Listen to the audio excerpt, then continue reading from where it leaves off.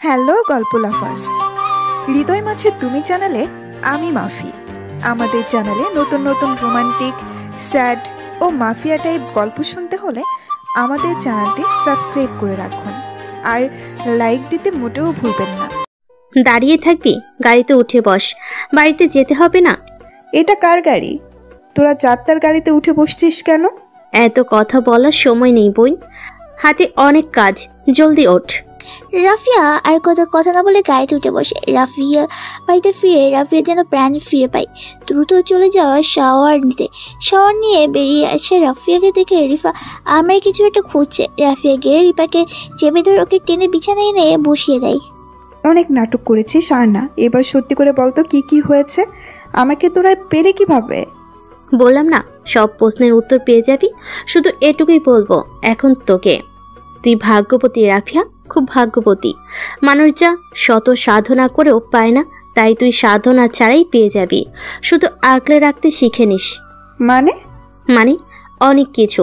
এইবার ওঠ, এই ড্রেসটা পরে নে জলদি। রাফিয়া কিছু বলতে যাবে তার আগে রিফার মা রিফাকে ডাকে। রিফা চলে যায়। রাফিয়ার এবার বিরক্তি লাগছে, কৌতূহল হচ্ছে খুব। কিছু একটা তো আছে যা ওর থেকে সবার লুকাচ্ছে। রাফিয়া রিফাত রেখে যাওয়ার ড্রেসটা পরে নেয়, তারপর রুম থেকে বেরিয়ে আসে। দেখে ওর বাবা সোফায় বসে আছে। রাফিয়া গিয়ে বাবার পাশে বসে। রাফিয়া বসতেই আনিসুল হক মেয়ের মাথায় হাত বুলিয়ে দেয়। এখন প্রায় সন্ধ্যা। রাফিয়া বসে বসে টিভি দেখছে। রিফার আশায় বসে আছে, কিন্তু রিফা কিছুতে ওর কাছে খেসছে না। হঠাৎ কলিং বেল বেজে ওঠে। রাফিয়া উঠে তাদের দেখে আনিসুল হক নিজেই গিয়ে দরজাটা খুলে দিয়েছে। এর মধ্যে রিফা দৌড়ে গিয়ে রাফিয়ার হাত ধরে টেনে রুমে নিয়ে আসে। কি হচ্ছে কি আমাকে একটু বলবি? উত্তর পাবো, কোথায় উত্তর? আর ওইভাবে টেনে নিয়ে এলি কেন? কে এসেছে আবার? তোর উত্তর। রাফিয়া রিফার কথা শুনে অবাক। ওর উত্তর মানে? রাগিয়ে দরজা গিয়ে উকি দেয়। সাথে সাথে রাফিয়ার চোখ বড় বড় হয়ে যায়। অয়েল বসে আছে সোফায়, সাথে আরও কিছু লোকজন। রাফিয়া আহিলের ছেলে পেলে পুরোকে ছাড়া কাউকে চিনতে পারছে না। তবে রাফিয়া বেশ অবাক হচ্ছে। ওর বাবা আহিলের সাথে হেসে হেসে কথা বলে যাচ্ছে। এই লোক এখানে কি করছে? এখনই বুঝতে পারবি। রিফা কথাটা শেষ করতেই আনিসুল হক রুমে প্রবেশ করে। রাফিয়া অস্থিরতা দেখে এসে রাফিয়া হাত দুটো ধরে। আনিসুল হক, তোমার আমি কিছু কথা বলবো মা। আমি তোমার বাবা, তুমি তো আমার বিশ্বাস করো। বাবা, তুমি এসব কেন বলছো? আমার কথার উত্তর দাও। অন্ধের মতো বিশ্বাস করি তোমায় বাবা। আমি তোমাকে না জানিয়ে একটা সিদ্ধান্ত নিয়ে ফেলেছি। বাইরে যাদের দেখছো তাদের তুমি একটু হলেও চিনো, ছেলেটাকেও জানো। ও তোমায় কাল বাঁচিয়েছে। ও না থাকলে আজকে হয়তো তোমার বড় কোনো ক্ষতি হয়ে যেত। আমি ভেবে দেখলাম আমার পরে কেউ তোমায় নিয়ে এতটা ভেবেছে। আমি নিশ্চিত মনে ওর হাতে তোমায় তুলে দিতে চাই। কথা শুনে রাফিয়া যেন পায়ের নিচ থেকে মাটি সরে যায়। কি বলছে ওর বাবা? যাকে রাফিয়া সহ্য করতে পারে না তার হাতে নাকি তুলে দেবে শুধুমাত্র বাঁচিয়েছে বলে। রাফিয়ার ভীষণ কান্না পাচ্ছে। রাফিয়া কিছু বলতে যাবে তার আগে আনিসুল হক রাফিয়ার হাত ধরে বাইরে নিয়ে যায়। আনিসুল হক নিজের পাশে রাফিয়াকে বসিয়ে দেয়। রাফিয়ার বুক কাঁপছে। কি হতে চলেছে? আহিল বসে আছে চুপ করে। একটু পর আর চোখে রাফিয়াকে দেখছে। আহিল জানে রাফিয়ার মনের অবস্থা, কিন্তু আহিল যে নিরুপায়। আহিলের বাবা হাবিব আহমেদ ছেলের বউ দেখে ভীষণ খুশি হয়েছে। তিনি আনিসুল হকের সাথে কাল রাতে কথা বলেছে দিয়েছে। যখন আহিল রাতে বাড়িতে ফিরে হুট করে বলল সে বিয়ে করতে চায়, সব থেকে বেশি খুশি হাবিব আহমেদই হয়েছিল। আহিলের মা রেবা বেগম এসে রাফির ওপর পাশে বসে। রাফিয়ার হাত ধরে একটা স্বর্ণের রিং পরিয়ে দেয়। রাফিয়া চুপ করে বসে আছে। একটা পর্যায়ে সেই সময় চলে আসে যার জন্য আহিল অপেক্ষা করছিল। রাফিয়া অপ্রস্তুত ছিল, কাজী দিয়ে ওদের বিয়ে পড়ানো হয়। রাফির বুকটা ফেটে যাচ্ছে। আহিলকে মেরে ফেলতে ইচ্ছা করছে, শুধুমাত্র ওকে বাঁচানোর জন্য বিয়ে পর্যন্ত নিয়ে এসেছে লোকটা। নিজের বাবার উপরও রাফিয়ার প্রচুর অভিমান হয়, কিন্তু মুখে কিছু প্রকাশ করে না। সবশেষে রাফিয়া দেওয়া হয় সাইন করতে। রাফিয়া হাত কলম ধরে রাখতেই পারছে না। সাইন করে দিলে সারা জীবনের জন্য আহিলের সাথে ওর নাম জড়ে যাবে। এটা ভেবেই রাফিয়ার কান্না বাজে। আর অন্যদিক দিয়ে আহিল চুপ করে রাফিয়ার হাতের দিকে তাকিয়ে আছে। এই তেরা মেয়েটা ভালোভাবে সাইন করে দিলেই আইল বেঁচে যায়। সমস্ত রাগ অভিমান নিয়ে রাফিয়া কাবিন নামায় সাইন করে দেয়। আইল যেন বুক ভরে নিঃশ্বাস নেয়। আইল পেরেছে, অবশেষে তার ধনী লঙ্কার প্রিয়তমা অর্ধাঙ্গিনী করতে পেরেছে। কাবিন নামায় সাইন করে রাফিয়া উঠে নিজে রুমে চলে যায়। কেন যেন খুব অস্থির লাগে, সামান্য হাত পা কেঁপে যাচ্ছে। রাফিয়া পিছে পিছে রিফাও আসে। রিফা আসতে রাফিয়া অন্যদিকে ফিরে যায়। এই মুহূর্তে কাউকে সহ্য হচ্ছে না রাফিয়ার। রিফা চেষ্টা করে রাফিয়ার মুখ থেকে কথা বের করানোর, কিন্তু রাফিয়া চুপ করে আয়নার সামনে বসে আছে, চোখে পানি দিয়ে ভরে যাচ্ছে, যেন পলক ফেলেই জল গড়ে যাবে। রিফা হতাশ হয়ে বেরিয়ে যায় রুম থেকে। আর রিফার আসারই অপেক্ষা করছিল। রিফাকে বেরিয়ে যেতে আসতে দেখেই ইশারায় জিজ্ঞেস করে রাফিয়ার কথা। রিফাও ইশারার উত্তর দিয়ে দেয়, একটু আসছি আমি। কথাটা বলে আইল উঠে আসে। বাকিরা বসে নাস্তা করছে আর টুকটাক গল্প করছে। আইল রাফিয়ার রুমে প্রবেশ করে, দেখে রাফিয়া আয়নার সামনে বসে অনবরত কেঁদে যাচ্ছে। আইল আস্তে দরজা বন্ধ করে এগিয়ে যায় রাফিয়ার দিকে। রাফিয়া পেছনে গিয়ে দাঁড়ায়। রাফিয়ার চোখ আয়নার দিকে আছে। কি আয়নায় দেখছো? কাঁদলে তোমায় কেমন দেখায়? রাফিয়া কোনো উত্তর দেয় না, চোখের পানি মুছে উঠে দাঁড়ায়। আইলের দিকে ঘুরে আইলের পাঞ্জাবির কলার চেপে ধরে। আইল কোনো প্রতিবাদ করে না, চুপ করেই দাঁড়িয়ে থাকে।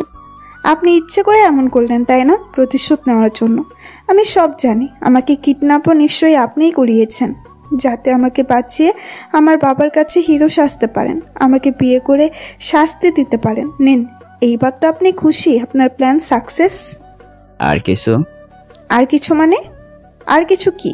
আপনি কি ভেবেছেন কি আপনি আমায় বিয়ে করবেন আর আমি সব মেনে নেব? কখনো না। আর কেউ না জানুক, আমি খুব ভালো করেই জানি আপনি কি কেন করলেন, কি ক্ষতি করেছি আমি আপনার। আমার সব স্বপ্ন আপনি শেষ করে দিলেন। কি জাদু করেছেন আমার বাবাকে। একটা কথা শুনে রাখুন, আমি আপনাকে কখনো মেনে নিব না। প্রয়োজনে আমি মরে।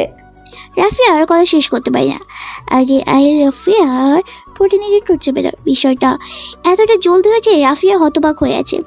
আইল রাফিয়ার কোমরে এক হাতে রেখে আরেকটা রাফিয়ার চুলে মুঠি দিয়ে চেপে ধরে। অনবরত চমকে থাকে রাফিয়া ঠোঁটে। রাফিয়া নিজের সর্বশক্তি দিয়ে আইলকে দূরে সরাতে পারে না, বরং আর আইল শক্ত করে রাফিয়াকে চেপে ধরে। অনেকটা সময় নিয়ে আইল রাফিয়াকে টোরে ছেড়ে দেয়। রাফিয়া ছাড়া পেয়ে জোরে জোরে নিশে নিয়ে থাকে। আইল শুধু রাফিয়া টুটে দেখছে। এতটা সময় চুমো দেওয়ার রাফিয়ার ঠোঁট দুটো লাল হয়ে গেছে। রাফিয়া নিজের ঠোঁট মুছে আইলের দিকে আবার এগিয়ে আসে, কিন্তু এবারে আইলকে ধরতে পারে না। তার আগে আইল রাফিয়ার হাত চেপে দেওয়ালের সাথে চেপে ধরে রাখে। খুব সাহস তো দেখছি ধনী লঙ্কা। এত চুমু দেওয়ার পরেও আমার সাথে আবার শক্তি দেখাতে আসছ। শোনো মেয়ে, তোমাকে যদি ওইখানে নিয়ে যাই না, তুমি কিন্তু 2 দিন উঠেও দাঁড়াতে পারবে না। তাই তোমার ওই চুনোপুটির মতো শক্তি তোমার কাছে রাখো। আর তোমাকে বিয়ে করার জন্য তোমাকে আমার কিডন্যাপ করে হিরো সেজে বিয়ে করতে হবে কেন? আমি চাইলে তোমায় তুলে নিয়ে গিয়েও বিয়ে করতে পারতাম, তুমি কিছুই করতে পারতে না। আমি আরও ভাবলাম বিয়ে যখন করবই তোমার পরিবারে থাকুক সাথে, এতে তোমার মন খারাপও হবে না। তুমি দেখি উল্টো আরও আমাকে দোষ দিয়ে যাচ্ছ। এটা কেমন হলো? রাফিয়া চুপ করে আইলের কথাগুলো শুনে তারপর আবারও মুছাতে শুরু করে। আইল তো নাচর বানায়, সে আরও কাছে সে চেপে ধরে রাফিয়াকে। তুমি কি চাইছো বলো তো? থাকতে চাইছো আমার সাথে? আপনার একটুও লজ্জা নেই তাই না? আমি আপনাকে যেখানেই মানি না কেন, সেখানেই আপনার সাথে থাকতে চাইবো। কেউ একজন বলে গিয়েছিল তুমি নির্লজ্জ হও, তবে সেটা তোমার বউয়ের কাছে। আমিও নির্লজ্জ, আর মেনে নাও। তারপর আমাকে মেনে নাও। নেওয়ার আগেই বাচ্চার মা হয়ে গেলে আবার তোমার আফসোস থেকে যেতে পারে। ছাড়ুন আমায়। ছাড়বো না, আছি তো আর একটু সময়। থাকতে হবে না, চলে যান। কে থাকতে বলেছে আপনাকে? কেউ না, কিন্তু আমিই তো থাকতে চাইছি। তোমার বাপই তো বুঝতে পারছে না। বিয়ে করে বাসা না করে চলে যাব, এই দুঃখ কি আমার পরাণে সইবে? তুমিই বলো। রাফিয়া আইলের কথায় চরম বিরক্ত। আইলকে জোরে একটা ধাক্কা দিয়ে নিজে থেকে সরে দেয়। যদিও আইল চাইলে রাফিয়া ওকে নড়াতে পারতো না, তাই আইল ইচ্ছে করে দূরে সরে যায়। রাফিয়া আর ভালো লাগছে না, সব কিছু কেমন উল্টো পাল্টা লাগছে। আইলের কাছে আসলে অদ্ভুত অনুভূতি হচ্ছে। আইল এবার আস্তে করে রাফিয়া হাত ধরে। রাফিয়া বাধা দেয় না, চুপ করে থাকে। শোনো মেয়ে, তোমার জেদি মুখটা আমার ভীষণ প্রিয়। তোমার এই কোমলতায় আমি বারবার হারিয়ে যাই। বিয়ে করার অন্য কোনো উদ্দেশ্য নেই, আমার শুধু তোমাকে নিজের করে রাখার একটা শক্ত দলিল দরকার ছিল। তাই এই বিয়ে, কোনো প্রতিশোধের জন্য না। আইল কথাটা বলে রাফিয়ার কপাল একটা চুমুক খায়। রাফিয়া যেন চেয়েও কিছু বলতে পারছে না। আর রাফিয়াকে চুপ থাকতে দেখে মুচকি আসে। অভ্যাস কর্মী, বিয়ে হয়েছে, বর তো আদর করবেই, এত অবাক হওয়ার কিছু নেই। আর আমি একটু বেশিই করব। আপনাকে একদিন সত্যিই খুন করে দেব আমার কাছে আসলে। এই যে কাছে, এখন করে দাও খুন। বউর হাতে খুন হওয়ার তো একটা ভাগ্যের ব্যাপার। রাফিয়া বেশ বিরক্ত, কেন ও কথা বলে ও শান্তি পাচ্ছে না। আহিল তা বুঝতে পারছে। আসছি আমি। হুট করে আইল কথাটা বলে রাফিয়ার কপালে আবার একটা চুমু খেয়ে বেরিয়ে যায় দরজা খুলে। রাফিয়া আইলের যাওয়ার দিকে তাকিয়ে থাকে। জীবনটা কেমন যেন মনে হচ্ছে রাফিয়া। বাইরে এসে আইল আনিসুল হকের পাশে বসে টুকটাকি কথা বলে উঠে যায়। যাওয়ার আগে রাফিয়া ডাকে আনিসুল হক, না চাইতেও রাফিয়া বেরিয়ে আসে। রাফিয়া আসতে হাবিব আহমেদ আর রেবেকা বেগম রাফিয়ার মাথায় হাত বুলিয়ে দেয়। তোমার বাবার জন্য আজ তোমায় রেখে যেতে হচ্ছে, কিন্তু খুব তাড়াতাড়ি তোমার আমাদের ঘরে নিয়ে যাবি মা। ভালোভাবে থেকো। তোমাকে কিছু না জানিয়ে হুট করে এসব হয়েছে বলে মনে কষ্ট নিও না। উত্তরে রাফিয়া কিছু বলে না, চুপ করে থাকে। রেবেকা বেগম এগিয়ে এসে রাফিয়া দুই হাতে দুটো পাল্লা পরিয়ে দিয়ে মাথায় হাত বুলিয়ে দেন, তারপর বেরিয়ে যায়। রাফিয়া বেশ অবাক হয় সব কিছুতেই। আইরা যেতে আনিসুল হক রাফিয়াকে হাত ধরে সোফায় বসিয়ে দেন। তিনি জানেন তার মেয়ে তার উপর বড্ড অভিমান করেছে। মেয়েকে বুকে জড়িয়ে নেন। রাফিয়ার বাবা ধরে কেঁদে দেয়। কাঁদিস না মা, তোকে আমি যার হাতে তুলে দিয়েছি দেখিস সে আমার জায়গা তোর মনে করে নেবে। আমার করা দায়িত্বগুলো সে পালন করবে। তুই খুব সুখী হবি দেখিস। শুধু বাবার উপর ভরসা রাখ। রাফিয়া ভাগ্যকে মেনে নিতে পারে, তবে আয়েলকে কেন যেন মেনে নিতে পারে না। জীবনের সঙ্গে বুঝি এইভাবে হয়ে যায় মেয়েদের। রাফিয়ার সব থেকে বেশি ভরসা করে তার বাবাকে। আয়েলকে সত্যিই পারবে সে ভরসা অর্জন করতে? সময় পেরিয়ে গেছে আরও 2 দিন। এই 2 দিন রাফিয়ার সাথে আর আয়েলের দেখা হয়নি, আর না হয়েছে কথা। আয়েল শত ব্যস্ততায় আছে। নির্বাচনের সময় যত এগিয়ে আসছে ঝামেলা ততই বেড়ে চলেছে। অন্যদিকে রুদ্র বরাবরের মতোই আয়েলের ক্ষতি করার জন্য উঠে পড়ে লেগেছে। সকাল সকাল আয়েল বসে আছে, ওদের ক্লাব ঘরে চলছে মিটিং। এর মধ্যে আয়েলের ফোনটা একটা কল আসে। নামটা দেখে আয়েল কল রিসিভ করে। হ্যাঁ বল। ভাই ভাবি বাসা থেকে বের হয়েছে, সম্ভবত ভার্সিটি যাইব। এখন কি করুম? শেষ 2 দিন ধরে আয়েল রাফিয়াদের বাড়ির সামনে লোক রেখেছে, যাতে রাফিয়া কোথাও গেলে সহজে জানতে পারে। গাড়ির ব্যবস্থাও করছে। এই মুহূর্তে ঘুরে বেড়ানো ঠিক হবে না, তাই এই 2 দিন রাফিয়া বের হয়নি। গাড়ি নিয়ে যা, বলবি আহিল ভাই পাঠিয়েছে, কিছুতেই যেন রিক্সায় না ওঠে। আচ্ছা ভাই। কল কেটে দিয়ে এই ছেলেটা দ্রুত গাড়ি নিয়ে রাফিয়ার সামনে হঠাৎ গাড়ি চলে আসায় ভয় পেয়ে একটু পিছিয়ে যায় রাফিয়া। সরি ভাবি, ওঠেন গাড়িতে। গাড়িতে উঠবো কেন? কে আপনি? আমি সাব্বির ভাবি, আহিল ভাইয়ের লগে থাকি। তো আপনার ভাইয়ের সাথে থাকেন, এইখানে কি করছেন? আর একবারে ভাবি ভাবি করবেন না। আল্লাহ, কি কন ভাবি? আপনার ভাবি কমু না তো কি কমু? আপনি তো ভাবি। এবার গাড়িতে উঠেন, আহিল ভাই কইয়া দিছে গাড়িতে কইরা আপনারা দিয়ে আইতে। রাফিয়ার পাশে এতক্ষণ চুপ করে দাঁড়িয়েছিল রিফা, আর পারছে না। রাফিয়া যে কিছুতেই এই গাড়িতে উঠবে না তা সে জানে, কিন্তু না উঠলে আবার আহিল রাফিয়ার খবর করে ছাড়বে। এত করে বলছে, চল যাই, সমস্যা কি? তোর ইচ্ছে হলে তুই যা, আর আপনি আপনার আহিল ভাইকে বলে দিবেন তার গাড়ি করে আমি কোথাও যাব না, আমি রিক্সা করেই যাব। কথাটা বলে রিফার হাত ধরে টেনে নিয়ে রাস্তার অপর পাশ থেকে রিক্সা উঠে চলে যায়। সাব্বির আর করবে সে সাথে সাথে আয়ালকে কল করে জানিয়ে দেয়। একটা ঘাড় তারাকে বিয়ে করছি। শোন সাব্বির, তুই ওর রিক্সা ফলো করবি, যতক্ষণ না আবার ভার্সিটি থেকে বাড়ি ফিরে তুই নজর রাখবি। আচ্ছা ভাবি, চিন্তা করেন না। কলটা কেটে দিয়ে আয়াল চেয়ারে গা এলিয়ে দেয়। এই মেয়ে কিছুতে ওকে শান্তি দেবে না। ইচ্ছে করছে তুলে নিয়ে আসতে, কিন্তু শ্বশুরমশাইয়ের জন্য তাও পারছে না। এ কেমন বউরে বাবা, স্বামীর কথা শুনে না আয়ালকে এইভাবে শুয়ে থাকতে থেকে সামনে এগিয়ে যায়। কি বলেছিলাম না বিয়ে করিস না, এইবার বস ঠেলা। আয়ুষানের কথায় কোনো উত্তর দেয় না, মুচকি এসে আবার ঠিক হয়ে বসে। ওইদিকের কি খবর? কোনো খবর নাই, রিজনকে আর দেখাও যায় না, বাড়িতেও নাকি আসেনি, আর রুদ্র এর প্রচারণা চালিয়ে যাচ্ছে। আমার মনে হয় রুদ্র আবার মনে মনে কিছু একটা করার কথা ভাবছে। লাভ নেই, ও আর কিছুই করতে পারবে না। আর মাত্র 3 দিন পর নির্বাচন, এইটুকু সময় ওর পক্ষে কিছুই করা সম্ভব না। তারপরও ওকে আমার সুবিধা মনে হয় না। চোখ কান খুলে কাজ করতে বল সকলকে। যাই হয়ে যাক, যতই ঝামেলা হোক, সাধারণ মানুষ যেতে এতে না জড়ায়। হুম। আয়াল শাওনের সাথে আরও কিছু কথা বলে, আবার বেরিয়ে পড়ে অন্য কাজে। না বাড়িতে যেতে পারছে আর না বউয়ের কাছে, শুধু গাড়ি নিয়ে চরকির মতো ঘুরে বেড়াচ্ছে। বারবার ফোন করে রাফির খবর নিয়েছে। ফার্সিটি শেষ, একসাথে বের হয় রিফা আর রাফিয়া। এইবার ওর চোখে পড়ে সেই গাড়ি, কিন্তু রাফিয়া গাড়ির দিকে না তাকিয়ে আবার রিকশায় উঠে বসে। তোর কপালে দুঃখ আছে দেখিস, আগে না হয়ে দেখতে পারতি না, এখন তো তোর হাজবেন্ড হয় রাফিয়া। চুপ কর, কিসের হাজব্যান্ড? তোরা সবাই মিলে বুদ্ধি করে আমাকে বিয়ে দিয়েছিস। আমি কি বলেছিলাম ওনাকে বিয়ে করব? এত জেদ রাখিস না বোন, তোর জন্যই ভালো। আইল ভাইয়ের জন্য কত মেয়ে পাগল জানিস, আর তুই পেয়েও এমন করছিস। সবাই যার জন্য পাগল, আমি তার জন্য পাগল নয়। রিফা আর কিছু বলতে পারে না, চুপ করে বসে থাকে। বাড়ির সামনে এসে রিক্সা থেকে নেমে ওরা ভেতরে চলে যায়। এই খবর আইলের কাছে পৌঁছে আইল অস্থিরতা কমে। বাড়িতে গিয়ে রাফিয়া সোজা বিছানায় গা এলিয়ে দেয়। এখন প্রায় বিকাল হয়েছে। রাফিয়া আবার উঠে ফ্রেশ হয়ে আনসুল হকের রুমে যায়। কিছুটা সময় গল্প করে আবার বেরিয়ে আসে। রিপা আর ওর মায়ের সাথেও বসে গল্প করে। সন্ধ্যার দিকে রাফিয়া রুমে এসে বিছানায় শুয়ে পড়ে প্রচুর ঘুম পাচ্ছে তার। রাফিয়া ঘুম ভাঙে রাত 1:30টার দিকে।